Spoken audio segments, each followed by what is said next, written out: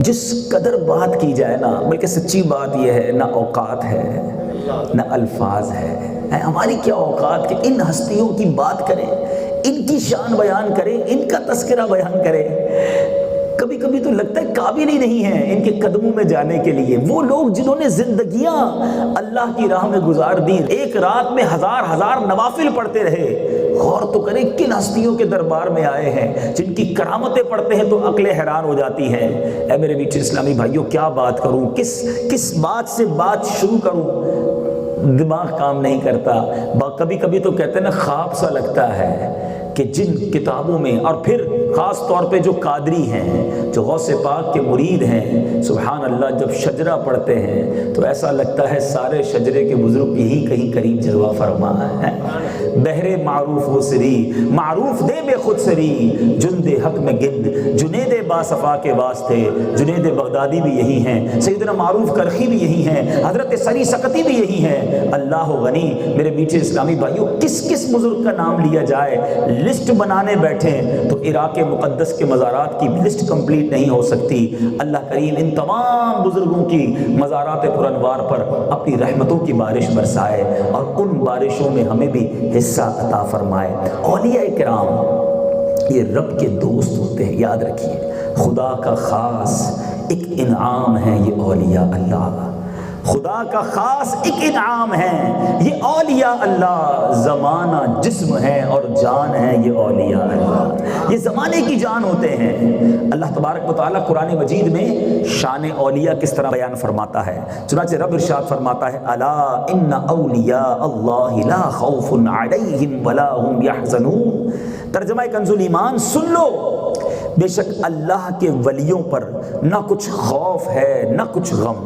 یہ آیت بہت سارے وسوسوں کی کاٹ ہے، کنفیوژنز، سوالات پیدا ہوتے ہیں، پیدا کیے بھی جاتے ہیں کہ اولیاء کرام کے پاس اتنے اختیارات، اتنی اتھارٹیز کیسے آ گئی؟ قرآن کہتا ہے تم فرما دو کہ فضل تو اللہ ہی کے ہاتھ ہے، یؤتیہ من یشاء، جسے چاہے عطا فرمائے۔ تو رب خود فرماتا ہے وہ جسے چاہے عطا فرمائے۔ اب میں آپ سے سوال کرتا ہوں، آپ کی زندگی میں رشتہ دار بھی ہوتے ہیں، آپ کی زندگی میں دوست احباب بھی ہوتے ہیں، لیکن زندگی میں جو دوست سے تعلق ہوتا ہے نا، وہ کچھ نرالا ہی ہوتا ہے۔ دوست کو بندہ اپنی بہت ساری چیزیں دے دیتا ہے، ولی کے تو مانا ہی دوست کے ہیں۔ اولیاء اللہ کو رب نے اپنا محبوب بنا لیا تو رب نے بہت ساری عطائیں عطا فرمائیں۔ اب آپ نے قرآن کی 2 آیات سن لی، اب 2 حدیثیں بھی سن لیجئے، مزید معلوم ہو جائے گا اللہ تبارک و تعالیٰ کے ولیوں کی کیا شان ہے۔ کبھی اولیاء کرام کی بے ادبی نہیں ہونی چاہیے۔ اللہ تعالی ہمیشہ ہمیں اللہ والوں کا ادب نصیب فرمائے۔ با ادب با نصیب، بے ادب بد نصیب۔ نبی پاک علیہ الصلوۃ والسلام فرماتے ہیں، من عادى للہ ولیا فقد بارز اللہ بالمحاربہ، یعنی جو اللہ عز و جل کے کسی دوست سے دشمنی رکھے، تحقیق اس نے اللہ سے اعلان جنگ کر دیا۔ رب اعلان جنگ فرما رہا ہے، کیوں؟ کہ اللہ کے دوست سے دشمنی۔ اچھا، ایک اور بڑی باریک سی بات ہے جو سمجھنے والی ہے، ہمیں کیسے پتہ چلے کہ اللہ کا ولی کون ہے؟ ایک تو جو مزارات میں ہیں ان کا ادب ہونا چاہیے، ان کی ذات میں معاذ اللہ تنقیس، معاذ اللہ نقص نکالنے کا ذہن نہیں، بلکہ فضائل سن کر جھومنے والا ذہن ہونا چاہیے۔ لیکن اولیاء اللہ کا جو راستہ ہے، یا اولیاء اللہ کی جو یوں سمجھی آمد ہے، ختم تو نہیں ہو گئی۔ نبی نہیں آئے گا، ولی تو آتے رہیں گے۔ ہو سکتا ہے کہ اس وقت بھی ہمارے اس اجتماع میں اللہ کا کوئی ولی موجود ہو، تو جس نے کسی اللہ کے دوست سے دشمنی رکھی، اللہ اس سے اعلان جنگ کر رہا ہے، وہ ولی کیسے پہچانا جائے گا؟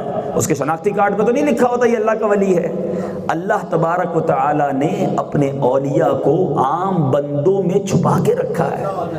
تو اب ہمیں ہر مسلمان سے محبت کرنی ہے، ہر مسلمان کا خیال رکھنا ہے۔ ہمیں نہیں معلوم، ہمارا ملازم، ہاں ایسا بھی ہوا کہ لوگ کسی کو غریب سمجھتے رہے، بھکاری سمجھتے رہے، مجنون سمجھتے رہے، مگر وہ اللہ کی بارگاہ میں کتب اور ابدال کا درجہ رکھتا رہا۔ گدری کے لال تو ہر دور میں رہے ہیں۔ تو ہمیں نہیں معلوم کہ ہم جس کو ہمارا ڈرائیور سمجھ رہے ہیں، ہمارا باورچی سمجھ رہے ہیں، ہمارا سرونٹ سمجھ رہے ہیں، اور ہمارا پڑوسی سمجھ رہے ہیں، اور اس کو بڑے تحقیر والے انداز میں گفتگو کرتے ہیں، اس کا دل توڑتے ہیں، نہیں، کہیں ایسا تو نہیں کہ کسی اللہ والے سے دشمنی لے لی ہے۔ اور میں اب بڑی ڈرانے والی بات کرنے جا رہا ہوں. اسی اللہ کے ولی سے دشمنی ہو گئی نا, اس کا دل توڑ دیا اور ہائے نکل گئی تو چلتا کام برباد ہو جاتا ہے. کئی لوگوں کو آپ نے بھی دیکھا ہوگا, چلتا کاروبار ڈیمولش, پوری فیملی برباد, اچھی خاصی چیزیں بہتر ہو رہی ہوتی ہیں لیکن سب کچھ آہستہ آہستہ چھننے لگ جاتا ہے. ہمیشہ یاد رکھیں, دعا لینے والے بنے, ہائے لینے والے نہ بنے. دعا لینے والے کامیاب ہوتے ہیں. حضرت ابراہیم کندوزی نے دعا دی تھی نا, غریب نواز بنا دیا معین الدین کو. کئی بزرگوں نے دعائیں لی اور کہاں پہنچ گئے.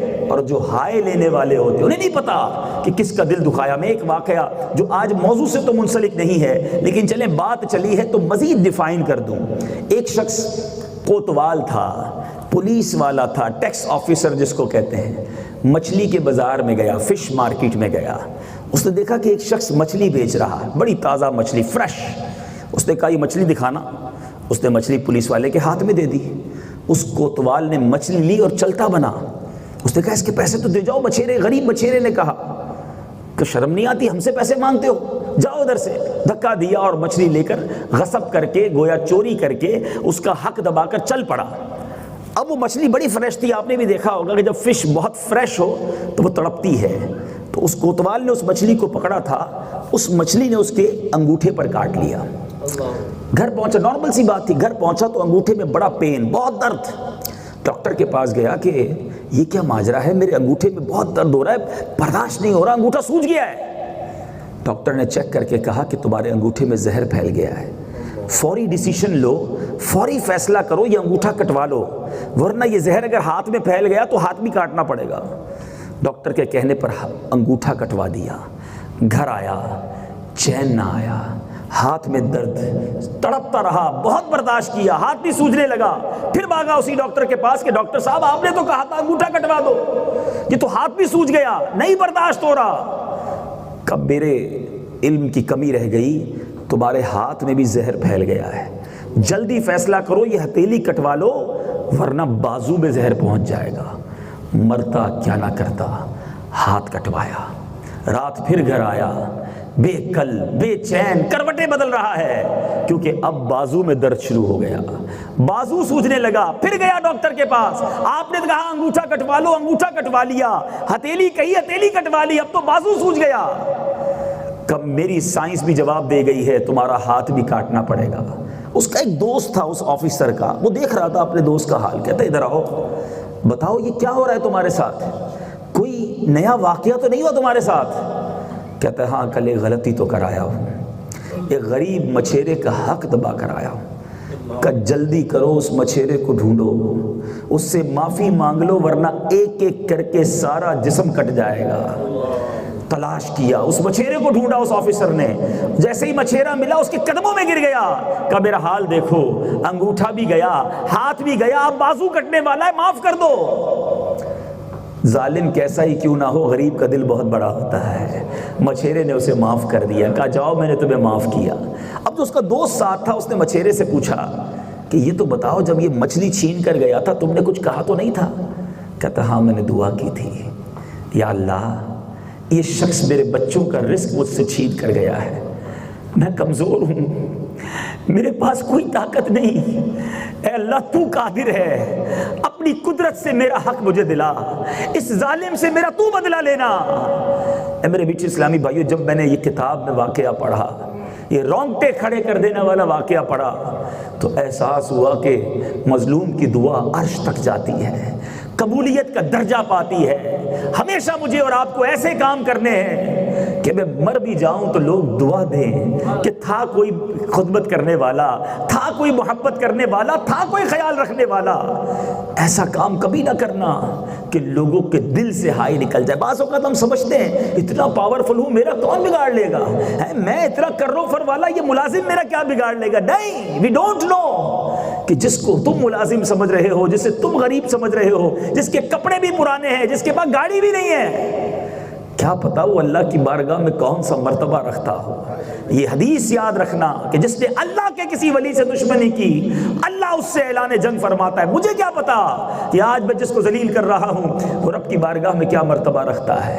تو ایچ اینڈ ایوری انڈیویجول، ہر مسلمان کی میں نے اور آپ نے تعظیم کرنی ہے، اس سے محبت سے پیش آنا۔ ایک اور حدیث پاک ہم سب کو سمجھ آنا چاہیے، من آذا مسلما فقط آذانی۔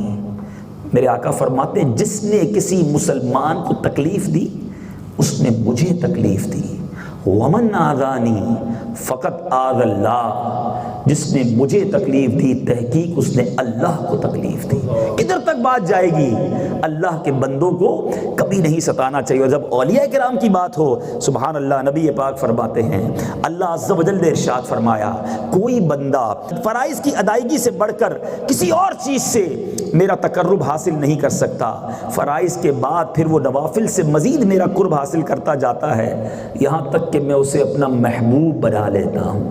سنیے، جب یہ سٹیج آتا ہے تو پھر اولیاء اللہ کو کیا حاصل ہوتا ہے؟ رب فرماتا ہے میں اس کا کان ہو جاتا ہوں جس سے وہ سنتا ہے، میں اس کی آنکھ ہو جاتا ہوں جس سے وہ دیکھتا ہے، اور اس کا ہاتھ ہو جاتا ہوں جس سے وہ پکڑتا ہے، اور اس کا پاؤں ہو جاتا ہوں جس سے وہ چلتا ہے۔ اگر وہ مجھ سے مانگے تو میں اس کو ضرور دوں گا، اور اگر وہ مجھ سے پناہ مانگے تو میں اسے ضرور پناہ دوں گا۔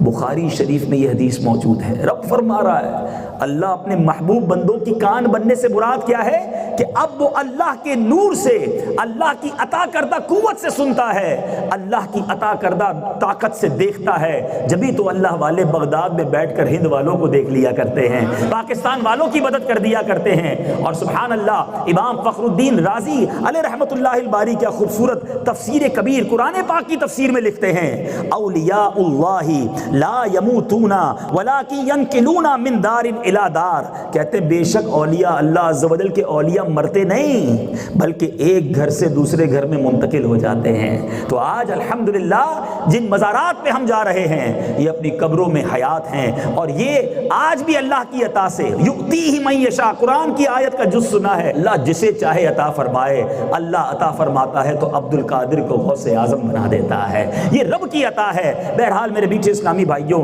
اب کچھ بات کرتے ہیں پیران پیر دستگیر سید غوث اعظم کی۔ غوث کسے کہتے ہیں؟ بچپن سے غوث اعظم تو کہا، غوث جو ہے اس کے معنی ہے فریاد رس، مدد کرنے والا۔ غوث اعظم اپنی زندگی میں بھی اپنے مریدین کی اور اپنے متعلقین کی خوب فریاد رسی کرتے، مدد کرتے۔ الحمدللہ آج بھی اپنے مزار میں اللہ کی عطا سے، یہ بڑی امپورٹنٹ بات ہے، اگر یہ میں اور آپ سمجھ لیں تو بہت سارے وسوسے ختم ہو جائیں گے۔ الحمدللہ اہل سنت و جماعت کا، عاشقان اولیاء کا یہ عقیدہ ہے کہ کوئی نبی، کوئی صحابی، کوئی ولی اپنی طرف سے کسی کی کوئی مدد نہیں کر سکتا، ٹھیک ہے؟ حقیقی طور پہ مدد کرنے والی ذات رب کی ذات ہے، شفا دینے والا رب ہے، زندگی دینے والا رب ہے، موت دینے والا رب ہے۔ مگر رب جسے چاہے، جو ولی، جس صحابی، جس نبی کو رب یہ اختیار عطا فرمائے، اور یہ ہم خود نہیں کہہ رہے، اور ایسا کیا پاسبل ہے کہ رب کسی کو اختیار دے؟ قرآن مجید فرقان حمید میں حضرت عیسیٰ علیہ السلام کا یہ قول ہے، میں کوڑ زدہ لوگوں کو یعنی کوڑیوں کو شفا دیتا ہوں، مادر زاد اندھوں کو آنکھیں دیتا ہوں، اور مردوں کو زندہ کرتا ہوں اللہ کے حکم سے، اللہ کی عطا سے۔ حضرت عیسیٰ علیہ السلام جو ہیں وہ یہ کرم فرمایا کرتے، تو اللہ جسے چاہے اختیار دے۔ تو اگر ہم غوث پاک سے مدد مانگتے ہیں تو اس سے مراد یہ ہے کہ غوث پاک اللہ کی عطا سے ہماری مدد فرماتے ہیں۔ اللہ جو عطا فرماتا ہے اس کا ذاتی ہے، اور ولی جو عطا فرماتا ہے وہ اللہ سے لیا ہوا ہے، وہ اس کا ذاتی نہیں ہے۔ اگر یہ فرق سمجھ آ جائے تو شرک کی ڈیفینیشن بھی بڑی آسانی سے سمجھ آ جائے گی۔ میرے بیچ اسلامی بھائیوں، آپ کے والد محترم کا نام، ٹھیک ہے، یہ بہت ضروری ہے، یاد ہونا چاہیے۔ آپ کے والد محترم کا نام حضرت ابو صالح سید موسیٰ جنگی دوست رحمۃ اللہ تعالی علیہ۔ اچھا، آپ کا اسم گرامی سید موسیٰ، کنیت ابو صالح، اور لقب جنگی دوست۔ آپ رحمۃ اللہ تعالی علیہ جیلان شریف کے اکابر مشائخ میں آپ کا شمار ہوتا ہے۔ جنگی دوست کیوں کہا جاتا ہے؟ چلیں آج یہ بھی سن لیجئے، نام تو بہت بار سنا، جنگی دوست کہنے کی وجہ کہ بڑا خوبصورت واقعہ ہے کہ آپ کا کا لقب جنگی دوست اس لیے ہوا کہ آپ اللہ عز و جل کی رضا کے لیے نفس کشی اور ریاضت میں یکتائے زمانہ تھے، نیکی کے کاموں کا حکم کرنے اور برائی سے روکنے پر بالکل مشہور تھے، اور اس معاملے میں اپنی جان کی پرواہ بھی نہیں کرتے تھے۔ ایک بار کیا ہوا کہ جامع مسجد کو جا رہے تھے کہ خلیفہ وقت چند ملازم جو تھے شراب کے مٹکے نہایت ہی احتیاط کے ساتھ اپنے سروں پر اٹھائے جا رہے تھے۔ اب خلیفہ وقت ہو، اس ملک کا پریزیڈنٹ ہو یا وزیر اعظم ہو، اس کے سرونٹس جو ہیں وہ شراب لے کے جا رہے ہوں، تو آپ آگے آئے اور دیکھا تو جلال میں آئے اور ان مٹکوں کو توڑ دیا۔ آپ نے اپنے ہاتھوں سے ان مٹکوں کو توڑ دیا۔ آپ کے روب کے سامنے ملازم نے تو کچھ نہیں کہا، لیکن جا کر خلیفہ کو خبر دے دی۔ خلیفہ نے آپ کو بلایا اور آ کر کہا کہ آپ کون تھے کہ میرے ملازمین کی محنت کو رائگاں کیا، وہ میرے مٹکے کیوں توڑ دیے؟ تو آپ نے فرمایا کہ میں محتسب ہوں، میں نے فرض منصبی ادا کیا ہے، یہ مجھ پر ضروری تھا جو میں نے اپنا فرض ادا کیا۔ تو خلیفہ نے کہا کہ آپ کو کس نے محتسب مقرر کیا ہے؟ حضرت سید موسیٰ نے روب دار لہجے میں کہا، جس کے حکم سے تم حکومت کر رہے ہو اس نے مجھے یہ اختیار دیا ہے۔ وہ لرزہ بر اندام ہو گیا، کہنے لگا حضور آپ میری سلطنت میں شامل ہو جائیں، میرے ساتھ رہیں، میری احتساب کرتے رہیں۔ تو آپ رحمۃ اللہ تعالیٰ نے فرمایا کہ جب مجھے خلق کی طرف سے معمور ہونے کی کیا حاجت ہے، جب اللہ تعالیٰ نے مجھے اس کام پر معمور کیا ہے، اس دن سے آپ جنگی دوست کے نام سے مشہور ہو گئے۔ آپ مستجاب الدعوات بھی تھے۔ غوث پاک کے چاہنے والوں کرامتیں تو بہت ساری سنی ہیں، میں چاہتا ہوں آج غوث پاک کا حلیہ بیان کیا جائے۔ ہمارے غوث پاک دکھتے کیسے تھے؟ اللہ مجھے بھی اور آپ کو بھی غوث پاک کا دیدار نصیب فرمائے۔ ہمارا عقیدہ ہے انشاءاللہ قیامت کے دن غوث پاک کے مریدوں کو غوث پاک کا دیدار کرایا جائے گا۔ منادی ندا دے گا حشر میں یوں قادریوں کو، کہاں ہے قادری کر لے نظارہ غوث اعظم کا۔ غوث اعظم کا چہرہ سبحان اللہ۔ شیخ ابو محمد عبداللہ بن احمد فرماتے ہیں کہ ہمارے امام شیخ الاسلام محی الدین سید عبد القادر جیلانی قطب ربانی غوث سمدانی رحمت اللہ تعالی علیہ ضعیف البدن، میانہ قد، فراخ سینہ، چوڑی داڑھی، دراز گردن، رنگ گندمی، ملے ہوئے ابرو، سیاہ آنکھیں، بلند آواز اور وافر علم و فضل والے تھے۔ اللہ اللہ، بہت ساری باتیں سنی، مگر ایک اب حلیہ یہ سارا تو میں اور آپ نہیں اپنا سکتے۔ کسی کا رنگ گورا ہے، کسی کا رنگ گندمی ہے، کسی کا رنگ کالا بھی ہو سکتا ہے، کسی کا قد لمبا ہے، کوئی درمیانہ ہے، کوئی چھوٹا ہے۔ کہے غوث پاک کی کوئی چیز تو اپنا لوں۔ ایک چیز ہم سارے اپنا سکتے ہیں کہ غوث پاک داڑھی والے تھے۔ غوث پاک کے چہرے پر داڑھی تھی۔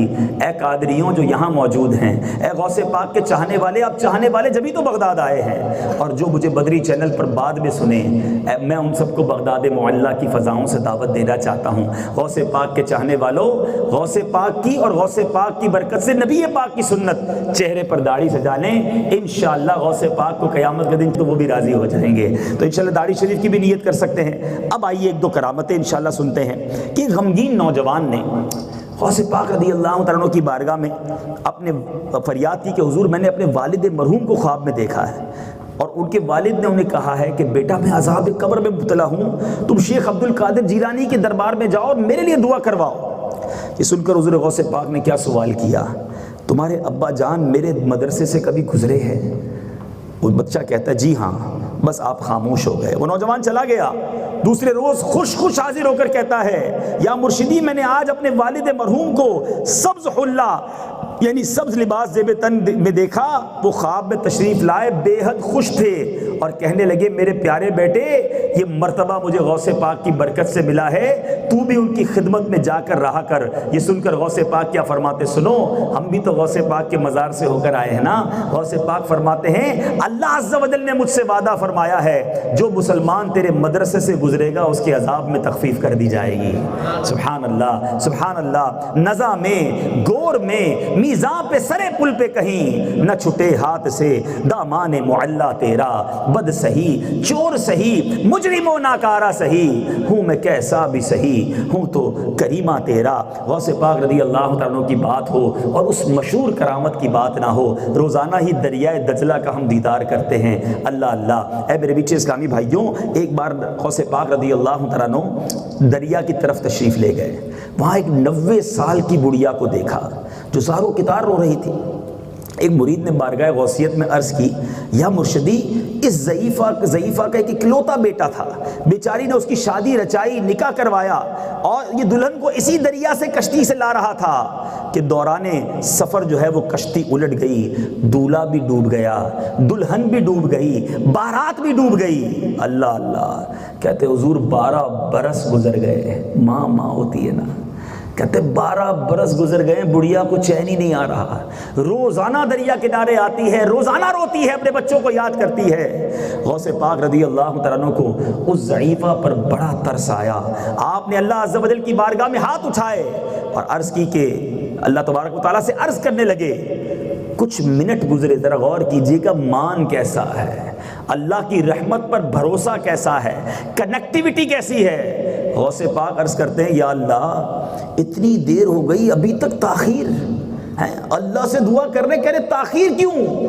ارشاد ہوتا ہے، میرے پیارے یہ تاخیر خلاف تدبیر نہیں ہے، ہم چاہتے تو ایک حکم کن میں آسمان و زمین پیدا کر دیتے، مگر بتقاضائے حکمت 6 دن میں پیدا کیے۔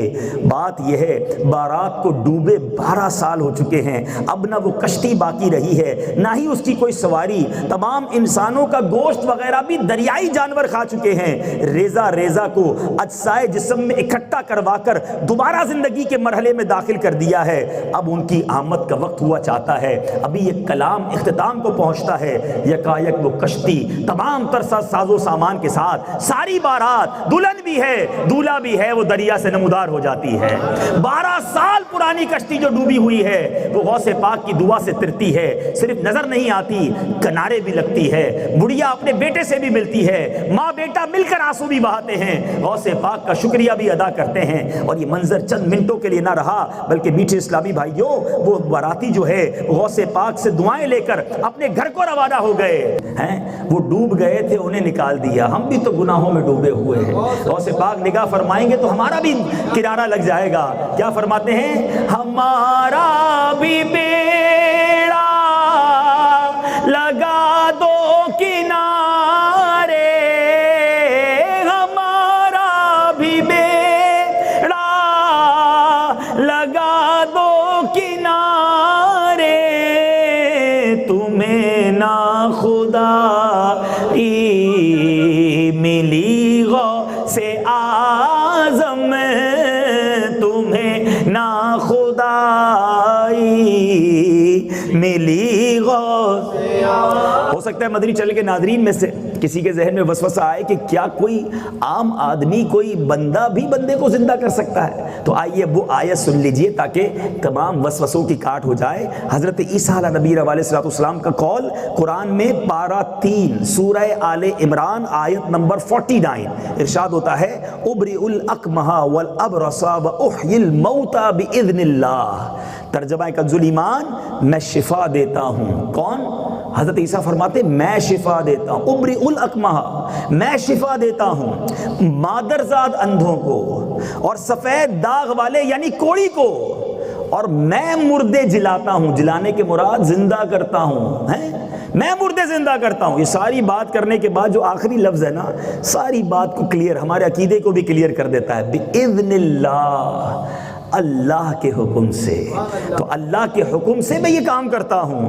تو حضرت عیسیٰ علیہ السلام کو بھی رب نے یہ اختیار دیا، اللہ کی عطا سے یہ کرامتیں غوث پاک کی بھی موجود ہیں۔ میرے میٹھے اسلامی بھائیوں، اسی طرح ایک بڑا خوبصورت واقعہ، اللہ والوں کے ہاتھ میں ہے نا کیا کیا ہوتا ہے، ہمارے دل جو ہے نا، ہماری کیفیات، یہ بھی غوث پاک رضی اللہ تعالیٰ جیسے بزرگ جو ہوتے ہیں ان کی مٹھی میں ہوتی ہیں۔ سیدنا عمر بزاز رحمۃ اللہ تعالیٰ فرماتے، ایک بار جمعے کا دن تھا، میں غوث پاک کے ساتھ جامع مسجد کو جا رہا تھا، میرے دل میں خیال آیا کہ حیرت ہے، جمعے کا دن ہے، غوث پاک کے ساتھ کوئی نہیں، کوئی ملنے ہی نہیں آ رہا، اکیلا میں اور ہمارے پیر صاحب۔ کہتے ہیں یہ دل میں خیال آنا تھا، ایسی بھیڑ لگی، ایسے لوگوں کا جھمگٹا لگا کہ میں پیچھے ہو گیا اور سارے لوگ غوث پاک کے ارد گرد ہو گئے۔ دل میں خیال آیا وہی کیفیت اچھی تھی، میں تھا، پیر صاحب تھے، کوئی اور تھا ہی نہیں۔ تو جب یہ خیال آیا تو غوث پاک کیا فرماتے ہیں، اے عمر تم ہی تو ہجوم کے طلبگار تھے، تم تم ہی تو سوچ رہے تھے کہ ہجوم نہیں ہے۔ فرمایا تم جانتے نہیں کہ لوگوں کے دل میری مٹھی میں ہیں، جب چاہے اپنی جانب مائل کر لوں اور چاہوں تو دور کر دوں۔ ہم اللہ کا اس بات پر شکر ادا کرتے ہیں کہ غوث پاک نے ہمارے دل اپنی طرف مائل کیے ہوئے ہیں۔ اے ہند سے آنے والوں، اے پاکستان سے آنے والوں، تمہیں مبارک ہو، غوث پاک نے بلایا ہے، اپنے ہمارے دلوں کو اپنی جانب مائل کیا ہے۔ ہم دعا کرتے ہیں اللہ تعالیٰ سے زندہ رکھے تو غوث پاک کے غلاموں میں، ان کی محبت کرنے والوں میں رکھے، اور قیامت کے دن غوث پاک کے غلاموں میں اٹھنا ہمارا مقدر فرمائے۔ آخری واقعہ سن کر پھر اپنے بیان کو سمیٹتا ہوں۔ غوث پاک رضی اللہ تعالیٰ عنہ، ایک بار مشائخ کرام کا ایک وفد غوث پاک کی بارگاہ میں آیا۔ انہوں نے آپ کے لوٹا شریف کو جب غیر قبلہ رخ پایا، آپ رحمۃ اللہ تعالی علیہ کے لوٹے کو غیر قبلہ رخ پایا تو کسی نے توجہ دلائی، تو آپ نے اپنے خادم کو جلال والی نگاہوں سے دیکھا۔ وہ آپ کے جلال کی تاب نہ لاتے ہوئے ایک دم گرا اور تڑپ کر جان دے دی، اور اب ایک نظر لوٹے کی طرف ڈالی تو لوٹا خود بخود قبلہ رخ ہو گیا۔ اب یہ بات کیا ہے کہ بزرگوں کا یہ تمنا ہوتی تھی، ان کا یہ طریقہ تھا کہ ان کی ہر چیز قبلہ رو ہونی چاہیے۔ خود بھی قبلہ رو بیٹھنا پسند فرماتے، سنت بھی ہے، ہمیں بھی جب موقع ملے، جیسے ہم بیان کرنے والے کے لیے تو یہ سنت ہے کہ وہ قبلے کو پیٹھ کرے تاکہ حاضرین کا رخ قبلے کی طرف ہو، لیکن نارملی جب ہم بیٹھا کریں، بلکہ میں یہاں مشورہ دوں گا مدنی چینل کے ناظرین کو کہ آپ آفس میں بیٹھتے ہیں، کہیں نہ کہیں تو سیٹ لگانی ہوتی ہے نا، کہ ایسا نہیں ہو سکتا کہ ہم اپنی سیٹ ڈیلیبریٹلی دانستہ ایسی ٹیبل کرسی لگائیں کہ میں سارا دن قبلہ رو بیٹھا رہوں، اس نیت کے ساتھ کہ میرا رخ قبلے کی طرف ہے۔ اور ہندو پاک والوں تمہیں مبارک ہو، جب تمہارا رخ قبلے کی طرف ہوتا ہے تو کعبے کی طرف بھی ہو جاتا ہے، مدینہ بھی اسی طرف ہے، دو نیتیں بھی شامل ہو سکتی ہیں۔ سبحان اللہ، نبی پاک علیہ الصلوۃ والسلام کی سنت مبارکہ ہے کہ آپ عموماً قبلہ رو بیٹھا کرتے، اور نبی پاک نے فرمایا مجالس میں سب سے مکرم، سب سے عزت والی مجلس وہ ہے جس میں قبلے کی طرف منہ کیا جائے، تو جتنا ہو سکے اچھی نیتوں کے ساتھ قبلہ رو بیٹھا جائے۔ اور یہاں علماء لکھتے ہیں کہ جس بچے کو سبق یاد کرنا ہو، جو علم پڑھنا چاہتا ہے، اگر وہ قبلہ رو بیٹھ کر قرآن یاد کرے گا، قبلہ رو بیٹھ کر دینی کتاب پڑھے گا تو علم بھی جلدی حاصل ہو جائے گا، قبلہ رو بیٹھنے کی برکت سے حافظہ بھی مضبوط ہو جائے گا۔ تو اے میرے میٹھے اسلامی بھائیوں، خود تو قبلہ رو بیٹھنا ہے، اللہ والوں کی شان دیکھیں، ہر چیز کی قبلہ رو کرتے تھے۔ اب میں نے اپنے شیخ طریقت امیر اہل سنت کا عمل دیکھا، آج کے دور میں یادگار سلف شخصیت، یہ باتیں کتابوں میں بھی تو پڑھی تھی لیکن پریکٹیکلی کرنے والی ایک ذات دیکھی کہ امیر اہل سنت جب چپل اتارتے ہیں تو قبلہ رو اس کا رخ کر دیتے ہیں، اپنا قلم رکھتے ہیں اس قلم کو قبلہ رو رکھتے ہیں، اپنے گلاسز اتار کر، دیکھیں نا اب گلاسز مجھے بھی اتارنے ہیں، میں کہیں بھی رکھ دوں مجھے نہیں پتا، لیکن اگر مجھے پتا ہے کہ قبلہ یوں ہے اور اچھی نیت کے ساتھ میں نے گلاسز یوں رکھ دیے تو قبلے کا احترام بھی آ گیا، اللہ والوں کی ادا بھی ادا ہو گئی۔ بات عشق کی ہے۔ اب کوئی ہو سکتا ہے کہے کہ جناب یہ قرآن میں کہاں ہے، حدیث میں کہاں ہے؟ سچی بات یہ ہے ہم عشق کے بندے ہیں، کیوں بات بڑھائی ہے؟ قبلہ رو رکھنا ناجائز تو نہیں ہے نا، ہم نے کب کہا فرض ہے، ہم نے کب کہا واجب ہے؟ یہ کعبے کی تعظیم ہے، اگر اس کی طرف کوئی چیز کر دی جائے کہ دل میرا کعبے کی طرف رہے، دھیان میرا کعبے کی طرف رہے، وہ اللہ کا گھر ہے۔ تو اے میرے بیچے اسلامی بھائیوں، غوث پاک کا بھی یہ طریقہ، اولیاء کرام کا بھی یہ طریقہ، اللہ تبارک و تعالی مجھے اور آپ کو غوث پاک کے طریقے پر عمل کرنا نصیب فرمائے۔ اب آتے ہیں غوث پاک نوازتے کیسا ہیں؟ آئے ہو نا دور سے، ہیں دور سے آئے ہو نا، اچھی نیت لے کر آئے ہو، دور سے آئے ہو مگر غلام بن کے آئے ہو، دور سے آئے ہو مرید بن کر آئے ہو، دور سے آئے ہو دامن پھیلائے آئے ہو، بہت ساری اچھی نیتیں شامل ہیں۔ اچھی نیتوں والوں کو تو کیا کیا ملے گا، آؤ میں تمہیں چوری کرنے والے کا واقعہ سناتا ہوں۔ نیت چوری کی تھی، غوث پاک کے در پر آ کر بری نیت سے آتا ہے۔ واقعہ یہ ہے کہ غوث پاک مدینہ منورہ سے واپس آ رہے ننگے پیر، ہاں چلو یہ بھی دلیل مل گئی ہے، عشق کے بندے ہیں کیوں بات بڑھائی ہے۔ غوث پاک جیسی ہستی بھی، ان کا بھی یہ معمول تھا کہ مدینے میں ننگے پیر رہا کرتے۔ امام مالک ساری زندگی مدینے میں رہے، کبھی چپل پیر میں نہیں پہنے۔ تو اگر آج بھی کوئی عاشق رسول اس ادب کو ادا کرتا ہے تو اس پر اعتراض نہیں ہونا چاہیے۔ البتہ یہ بات ضرور کروں گا کہ جو ننگے پیر مدینے میں رہتے ہیں ان کو اس بات کا خیال ضرور رکھنا چاہیے کہ جب مسجدین کریمین میں، مسجد نبوی شریف میں یا کسی بھی مقدس مقام پر جائیں تو اچھی طرح پیر صاف کر کے جائیں تاکہ بے ادبی نہ ہو جائے۔ ادب ضرور کرے مگر عقل کے ساتھ ادب کرے، جوش بھی ہونا چاہیے مگر ساتھ کچھ ہوش بھی ہونا چاہیے۔ غوث پاک بغداد واپس آ رہے تھے مدینہ شریف سے، تو راستے میں چور کھڑا کسی مسافر کا انتظار کر رہا تھا، نیت چوری کی ہے، ٹھیک ہے، کہ اس کو لوٹ لے۔ غوث پاک اس کے قریب پہنچے تو پوچھا تم کون ہو؟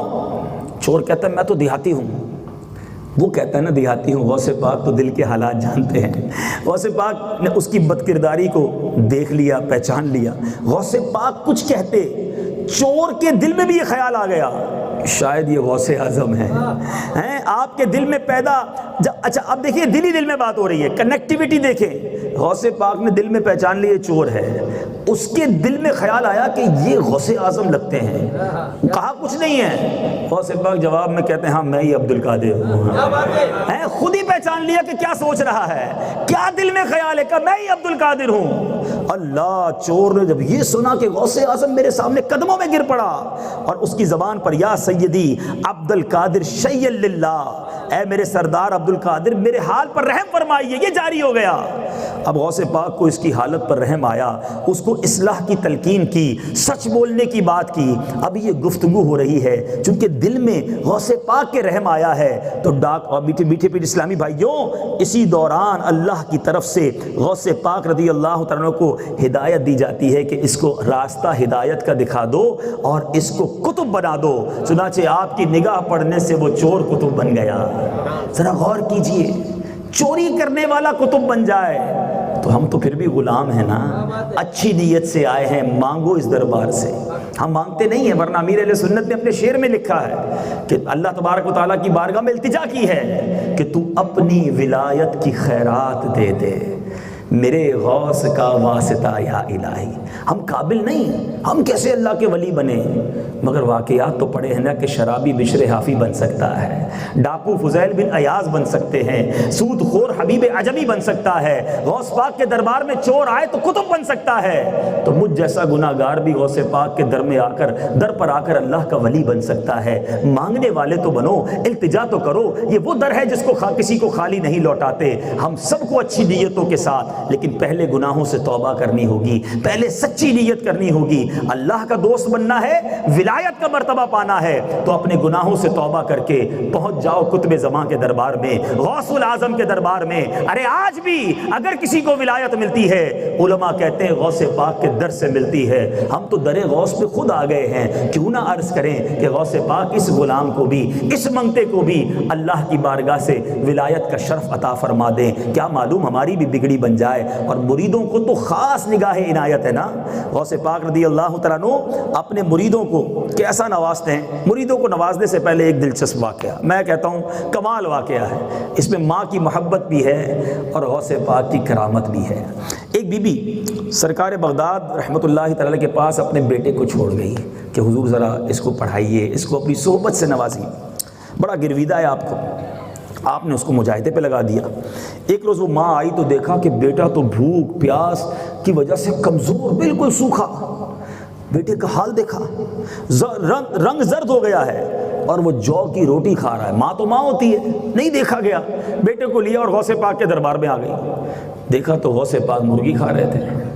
کہا میرا بیٹا جو کی روٹی کھائے، بھوکا رہ کر سوکھا ہو گیا، زرد ہو گیا، اور غوث پاک جن کے بعد چھوڑ گئی خود مرغی کھا رہے ہیں۔ ماں تھی۔ کہا کہ حضور خود تو مرغی کھائے اور میرا بیٹا جو کی روٹی۔ اللہ اللہ، غوث پاک کھانے سے فارغ ہو چکے تھے، سامنے مرغی کی ہڈیاں پڑی تھیں۔ غوث پاک نے ان ہڈیوں کے اوپر ہاتھ رکھا اور فرمایا قومی باذن اللہ الذی یحیی العظام وہی رمیم، یعنی جی اٹھ اللہ کے حکم سے جو بوسیدہ ہڈیوں کو زندہ فرمائے گا۔ یہ فرمانا تھا کہ مرغی فوراً صحیح سالم ہو کر زندہ کھڑی ہو گئی۔ آپ اس کی والدہ کو کہتے ہیں کہ جب تیرا بیٹا اس درجے پر پہنچ جائے پھر بے شک مرغی کھا لے۔ ابھی اس کا ٹریننگ سیشن چل رہا ہے۔ اس سے سیکھنے کو کیا ملا کہ بعض اوقات اللہ والوں کے کچھ احوال ایسے ہوتے ہیں جو ہمیں سمجھ نہیں آتے، تو ہر بات پر کوسچن مارک کریٹ نہیں کرنا ہوتا۔ پنجابی شاید آپ کے یہاں نہیں بولی جاتی، ورنہ ہمارے وطن میں پنجابی بڑی پیاری بات کہتے ہیں، اور یہاں بڑی وہ زبردست امپلیمنٹ ہوتی ہے۔ وہ کہتے ہیں اسی منن والے سوچن والے نہیں ہیں، تو ماننے والے بنے۔ ہر بات میں سوچنے والا بننا جو ہے یہ ضروری نہیں ہوتا۔ ہماری عقل جہاں ختم ہوتی ہے نا، وہاں اللہ کے ولیوں کی عقل شروع ہوتی ہے، ان کا مرتبہ شروع ہوتا ہے۔ تو کیسے ہماری عقل میں یہ ساری باتیں آئیں گی؟ تو بہرحال میرے بیچ اسلامی بھائیوں، اللہ کریم ہمیں اولیاء کرام کی محبتوں سے سرشار فرمائے، ہمارا جینا مرنا اولیاء کرام کی محبت کے ساتھ ہو، اور ہماری آنے والی نسلیں بھی اولیاء، صحابہ، اہل بیت اور انبیاء اور نبی پاک علیہ الصلوۃ والسلام کے عشاق ہوں، ہماری نسلوں میں سے بھی کوئی گستاخ پیدا نہ ہو۔ میرے میٹھے اسلامی بھائیوں، آخر میں مریدوں کو کس طرح غوث پاک تسلی دیتے ہیں، فرماتے ہیں ان لم یکم مرید جیدا فانا جید، فرماتے میرا مرید عمدہ نہیں تو کیا ہوا، میں تو اچھا ہوں، میں تو عمدہ ہوں۔ ہم واقعی اچھے نہیں ہیں، مگر آسرا یہ ہے کہ غوث پاک کے مرید ہیں۔ شاعر لکھتے ہیں نا، خدا کے فضل سے ہم پر ہے سایہ غوث اعظم کا، ہمیں دونوں جہاں میں ہے سہارا غوث اعظم کا، مریدی لا تخف کہہ کر تسلی دی غلاموں کو، قیامت تک رہے بے خوف بندہ غوث اعظم کا، ہمارا ظاہر و باطن ہے ان کے آگے آئینہ، کسی شے سے نہیں عالم میں پردہ غوث اعظم کا۔ اللہ تبارک و تعالی ہم سب کو غوث پاک کی محبت سے سرشار فرمائے۔ اب آخری بات، واقعات تو بہت سارے ہیں، میں ساری رات کرامتیں سناتا رہوں ختم نہیں ہونی، ساری رات غوث اعظم کا تذکرہ کریں بات پوری نہیں ہونی، مگر سیرت غوث اعظم کا ایک بڑا تابناک پہلو ہے کہ آپ نے کم و بیش 40 سال تک عشاء کے وضو سے فجر کی نماز ادا کی۔ کیسی کنٹینیوٹی ہے، 15 سال تک روزانہ رات میں ایک قرآن پاک ختم کیا، روزانہ 1000 نوافل غوث پاک پڑھا کرتے تھے۔ صرف ان تین چیزوں پہ بات کرتے ہیں، ریاضتیں تو بہت ساری ہیں۔ غوث پاک کے غلاموں، قادری کہلانے والا غوث پاک عشاء کے وضو سے فجر پڑھے 40 ایئرز تک، اور قادری نہ عشاء پڑھے نہ فجر پڑھے، یہ کیسی غلامی ہے؟ نیاز پکاتا ہوں، 11ویں کرتا ہوں، بڑی اچھی بات ہے، I am not discouraging that, بہت اچھا ہے، کرنا چاہیے، مگر ہم نیازی ہیں، پہلے نمازی ہیں نا، نمازی بھی بنے نیازی بھی بنے۔ اچھا پھر غوث پاک روزانہ پورا قرآن ختم کریں، اور غوث پاک کا چاہنے والا پورا سال قرآن نہ پڑھے اور قرآن پڑھنا بھی نہ آئے۔ یہ اور تکلیف دہ بات ہے کہ قرآن ہی صحیح پڑھنے نہیں آتا، مخارج کے ساتھ تلاوت قرآن ہی نہیں آتی۔ یہ کیسی زندگی ہے؟ یہ کیسی غوث پاک کی غلامی ہے؟ لاکھوں روپے خرچ کر کے اپنا اتنا وقت لے کر آئے ہیں، تبدیل ہو کر جائیں، پھر دیکھیں غوث پاک کا کیسا فیضان۔ جاؤ غوث پاک کے در پر وعدہ کرو کہ یا غوث پاک آج کے بعد میری کوئی نماز قضا نہیں ہوگی۔ آپ روزانہ پورا قرآن پڑھتے تھے، میں بھی اب روزانہ قرآن پاک پڑھوں گا۔ آپ روزانہ 1000 نوافل پڑھتے تھے، اب میں بھی حتی المقدور فرض واجبات سنت موقدہ غیر موقدہ کے علاوہ بھی نوافل پڑھوں گا۔ اپنے اندر ہی کرج لے کر جاؤ نا، اپنے اندر ہی جذبہ لے کر جاؤ کہ میں بہت سارا تو نہیں کر سکتا، مگر آپ کے نقش قدم پر آج سے چلنا شروع کرتا ہوں، آپ اپنے غلاموں میں شامل فرما لیں، پھر دیکھیں کیسا فیضان حاصل ہوتا ہے۔